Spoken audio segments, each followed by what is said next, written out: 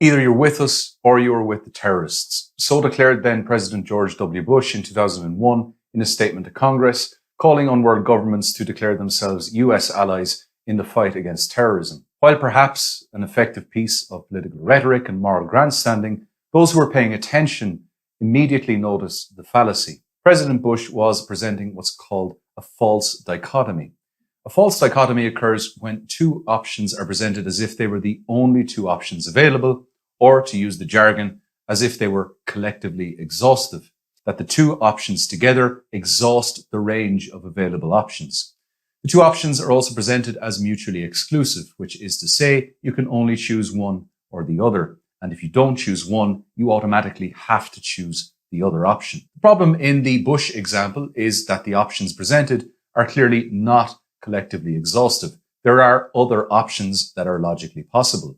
For example, it's possible to be against terrorism and yet disagree with the Bush administration's way of fighting it. And so to be against Bush's policies is not necessarily to be with the terrorists. False dichotomies are common and occur again at every point along the political spectrum. We have plenty of examples from the political left too.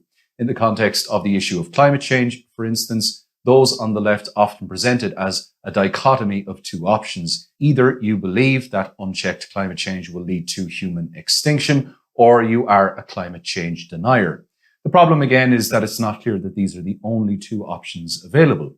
For example, a person might believe that man-made climate change is real and that it is a problem, while denying that it will lead to human extinction in the absence of extreme interventions. Or a person might agree that man-made climate change is real while denying that it is a problem at all. There are obviously a range of alternatives between the two extremes of outright denial of the reality of anthropogenic climate change on the one hand, and the view that anthropogenic climate change will end humanity if we do not intervene on the other. Why do people commit the false dichotomy fallacy? The motivation should be pretty clear based on the examples above. In both cases, the position that the proponent wants you to endorse is contrasted with an alternative that is clearly less plausible or less reputable. The alternative is one that very few people will want to publicly accept. If the issue can be framed as if those are the only two options on the table and that rejection of one entails acceptance of the other, then the audience might feel compelled to accept the lesser evil from the alternatives presented.